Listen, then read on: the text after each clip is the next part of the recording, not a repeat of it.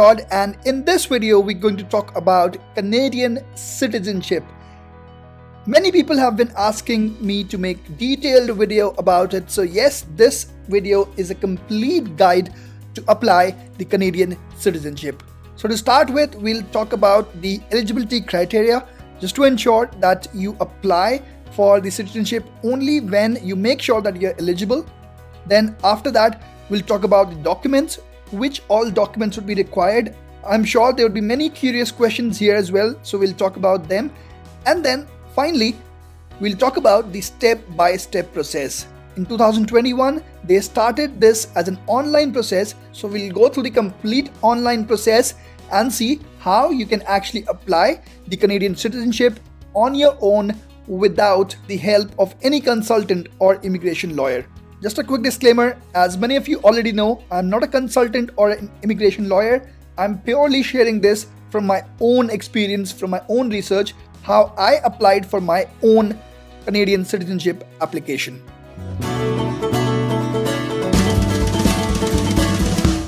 Okay, so let's start this video with the eligibility criteria.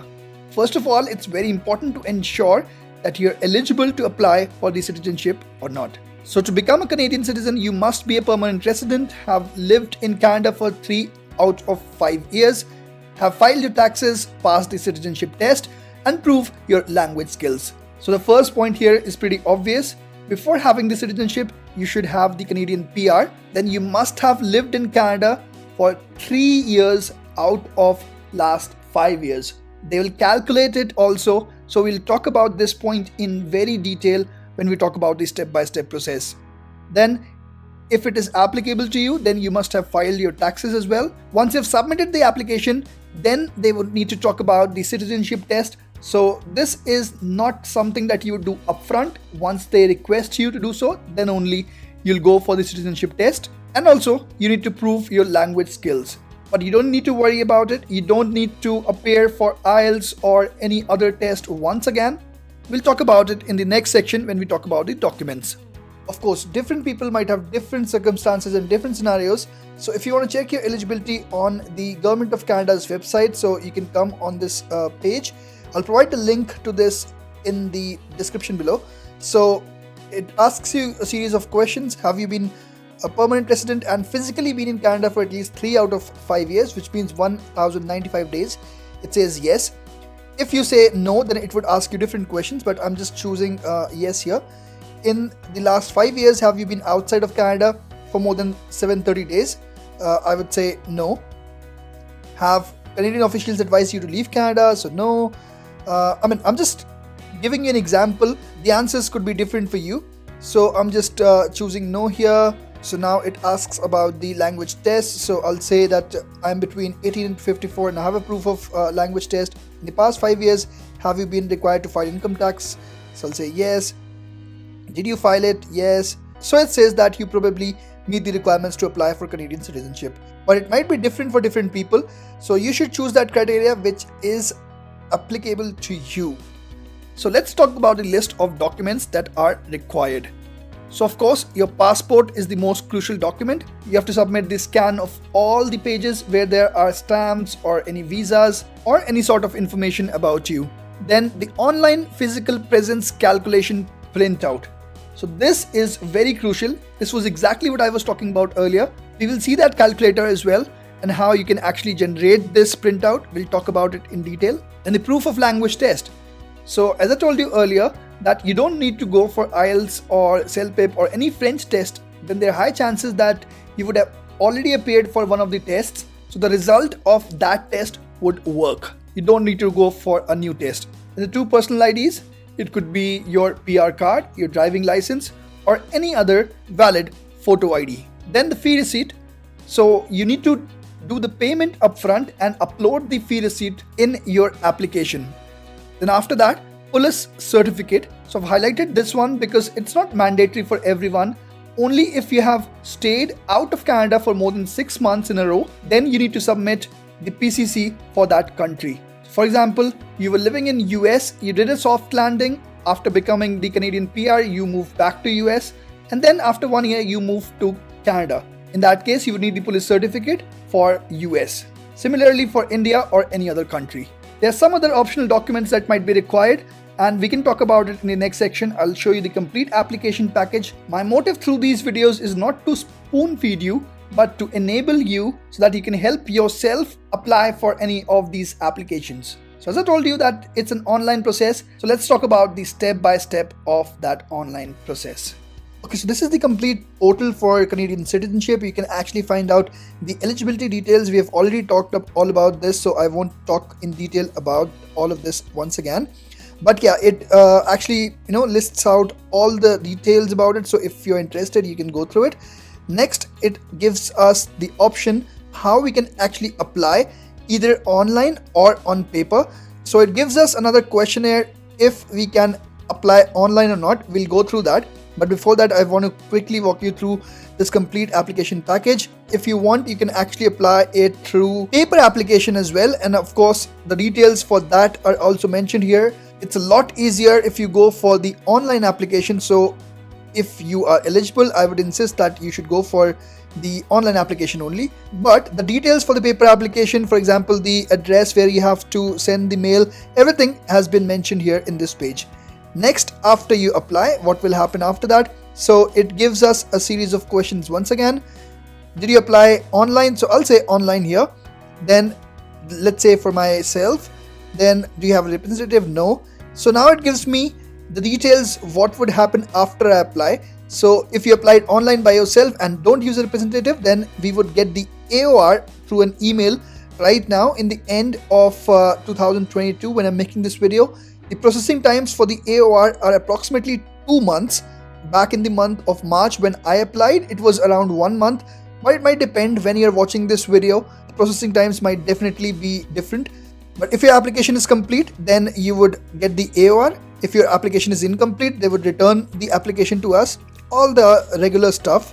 And once we complete the application, they would send the AOR. Once we have received the AOR, then after that, we just need to wait for a lot of months actually. It's a long wait before we get the request for citizenship test. Then you need to prepare for the citizenship test.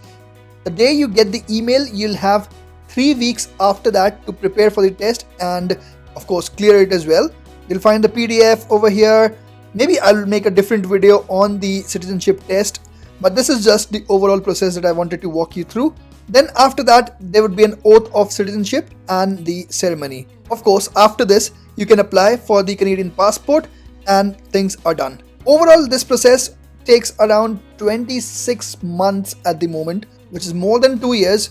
But I've seen many people for whom the process got completed in around an year. But yeah, this was the overall process. Now let's see if we can apply online and how to do that. So first of all, it would give us a series of questions again to confirm if we can apply online or not. So if we say that we haven't got a valid email address, then it would straight away say that apply online. So I'll probably choose all those options which are valid for applying online, which means I have to select yes here. Are you permanent resident? I'll say yes. Would you be at least 18 years of age when you submit your application? So I'll say yes. If you're applying for yourself, so if you're applying for your family members as well, then maybe you should select no here. It would ask series of different questions, but in this particular case, I'm just choosing yes here just for myself with no representative. I have lived for more than 1095 days in the past 5 years. Of course, you should actually check it through the calculator before even starting this, just to ensure that you have lived more than 1095 days physically in Canada. Then it asks about the crown servant, so I'll say no. Again, no here to this question, and then it gives me that yes, you can apply online. So now it's a completely different portal which is there for the citizenship. Start the online application. When I click on this, if I say I agree, of course I would encourage you to read all of these before actually going ahead to create your account. Once you start this application, you'll get 60 days to complete and submit it. However, it should not take you more than a couple of days. So if you say I agree, continue to create an account. Now this is a completely new portal. So here you can actually create your own account. So now you have to create your account by giving the email address and the password, which should fulfill all of these conditions. I created a test account, and I'll just give a certain password here. So just create your account. Now it will give you a verification code. So this is the email, and I got the verification code here, 662533, confirm code. So now the account has been created and it asks me to log in. So I will log in again. Okay, now it asks for a series of details that you have to fill here. So this is a completely new portal that they have launched just a year ago. So you have to fill all the details here, and of course none of the details could be incorrect. So in which language would you like to receive the service? So if you want English, I'm just selecting certain values here and it would be different for you. So please don't hesitate to select particular value. I am just choosing random ones here. Special needs requiring accommodation, let's say no. UCI number, so of course you need to provide some UCI number, whatever was mentioned in your COPR. So you need to go back to check that in your last application. I'm not sure if that is also mentioned on the PR card as well, but yeah, you can check that. Then of course you need to mention the last name. I'm just putting in some random names here, so I'll say no because generally most people haven't changed their names. Have you ever used any other name? I'll say no. Gender male. Do you want to change your gender for a citizenship application? I'll say no. And whatever your height is, I'm just giving a random number here again for each and everything. Maybe it will say brown. Date of birth. Then after that, you corrected your date of birth. No. Place of birth. So just giving random names here. Okay, I'll say India. Marital status. So if you're married, I'll just select this one. So the contact info, if you are selecting an IRCC representative, then it will ask for all the details. So I'll select no here. The next, again now it is asking for the photo and identification. So you have to give one digital citizenship photo, which is very essential here. So the photo has certain criterias. If you're in Canada, you go to any store, maybe Walmart or Staples, they know the citizenship format, the exact format for the photo. But even if they are not aware, you can tell them that this is the criteria and you need a digital photograph to upload it here. Whatever you want to write here, I'm just writing all the random things here, choosing just randomly anyone. When was the photo taken? So of course, as I told earlier, you need to provide two photo IDs. The first one being any of these two. So bio page of your passport. Of course, you should have your passport. I would assume that by now. So you can select the passport and provide all the details here. Secondly, you can actually add a driver's license, health insurance card. I'm sure you would have certainly all of these documents. So maybe you can select this here, upload your driver's license and move on next. Then it would ask you other questions about residency and your tax. So now you have to complete your physical presence calculation. So this is the page where you actually go on to complete your physical presence calculations. It has all the details mentioned here. I won't go into too much details. I'll just enter random dates here. So the first one is when you will sign the application. So mind it, it's not the date when you have started filling up this application. You have to assume some date. If it's 1 week from now, you can enter that. And if you're not sure, then you can enter today's date. So maybe I'll enter some random date here. Now you have to enter the date when you became the permanent resident of Canada. So you'd find this date on your PR card. So it's better if you actually go back and check that out. I'll just enter a random date here, 2017. Let's save it. Now it will ask you to log in again. So here you see that it has given an error. So this portal now is a different one. This account that you have to create once again is to pay your fees online, to view your payment history, and to see how long you have been physically present in Canada. So of course this is a test account and I have never created such an account before. In the other portal, I'll just click on register and open it in a new tab. Now here, the email address is here. I'll just click on next and probably give another password here. So now it's giving me a registration, recovery questions and answers. No, it seems it didn't accept what I put it here. It didn't like it. I need to enter more detailed values. So I'll just put it again. Click on continue.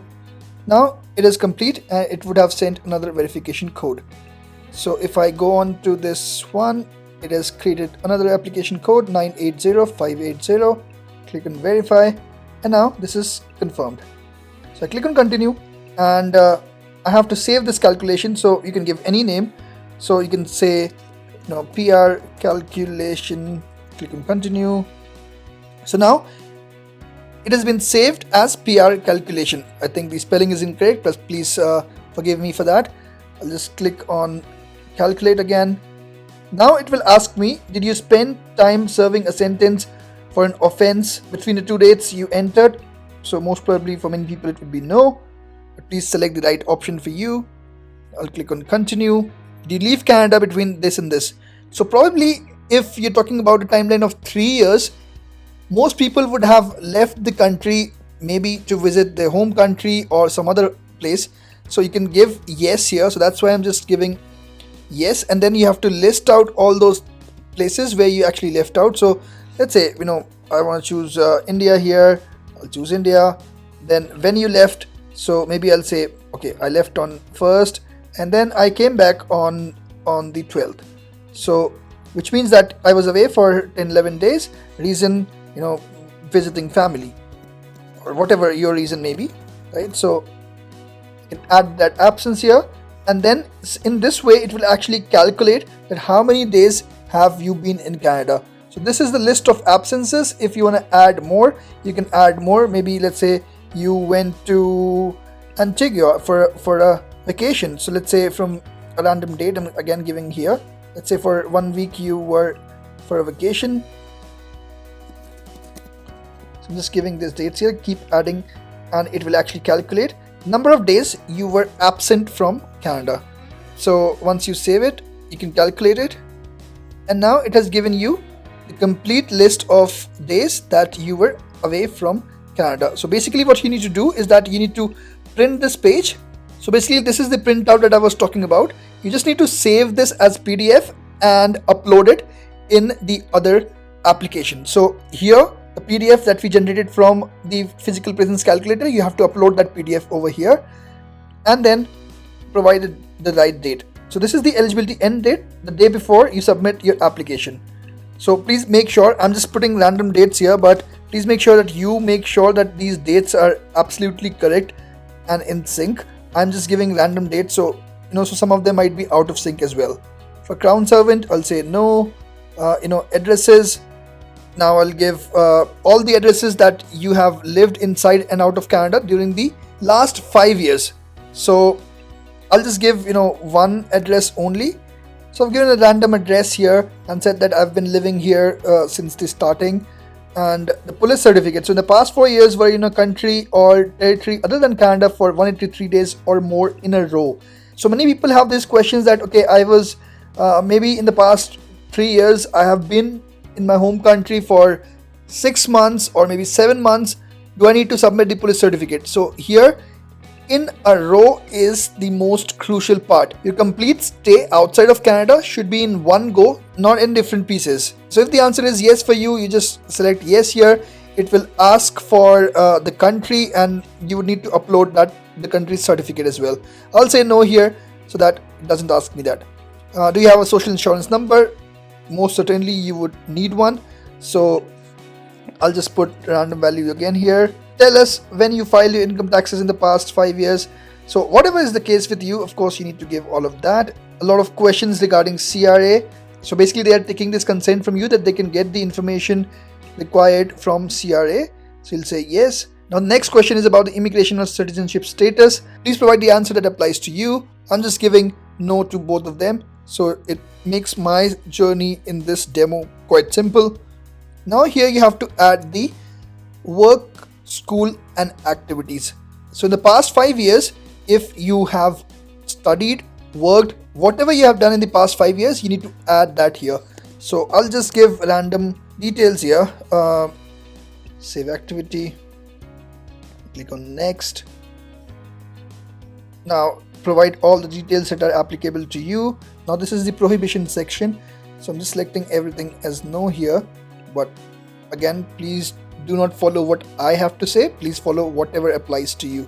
Now you have to check this box and then click on next.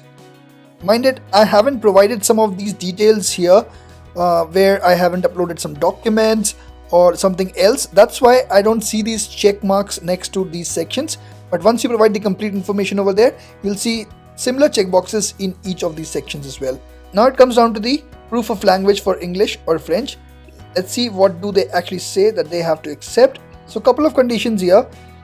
If you have completed your IELTS or CELPIP or any French test during your PR application for express entry or even any PNP, then that would be accepted here. That's totally fine, and the eligibility criteria is CLB4, which is quite low, so you don't need to worry at all. But apart from that, it has also given some other options that did you study or do you attend a secondary or post-secondary program in English or French. If you did send a copy of proof that you completed or are attending a program with your application, proof can be your diploma, your transcript and your certificate. So these are the options, but I believe most of you would have the IELTS certificate, so you can upload it here. But clicking on this drop down, you'll see there are so many options, not just the IELTS general, but there are other certificates that you can do. Just in case if you didn't come through express entry, maybe you had spousal application, in that case there are many other options that you can choose. Even the secondary education English or the letter from an institution where you're working, everything of that sorts would work. But I'll just select IELTS general training from this list. Of course I have to upload that certificate here, and then only it would select that check here. Once this is done, then it asks for certain authorizations, your consent. So I'll say yes to all of them. Please do select all what applies to you. Then click on next. Now it asks for some other documents as well. Maybe you can upload your PR card or some other document. So this portal is same as where you created your account for. So you go here and of course you need to pay the fee. You have to select the right option. So let's say you select citizenship, click on continue. So it will ask you if it is for one person, for two people. If you say one person, you have to pay $630. Then you click on submit. Basically you log in and pay. Now because I was already logged in, it is not asking me to log in into this portal again. And then once you make this payment through the card, then that fee receipt would be generated, which you can actually use to upload here. And then finally you will need to review it and submit it. So it's not giving me that option to submit because I didn't complete some of the sections and also didn't upload any of the documents. But once you do it, you should be definitely able to complete it. So guys, this was the complete step-by-step process of applying your Canadian citizenship. And as I've given the disclaimer right in the starting of the video, I'm not an immigration lawyer or a consultant. So this is not a legal advice. Personally, this was the complete process that I have been through for my application. And mind it, at this stage in November 2022, I'm still waiting for my citizenship test. Really hopeful that I get my citizenship sometime in 2023. That's it for this video guys. Thanks a lot for watching. I really hope that this video would be helpful. If yes, please click the thumbs up button. If you have any questions or queries, please put them down in the comment section below. And yes, do not forget to click the subscribe button as well.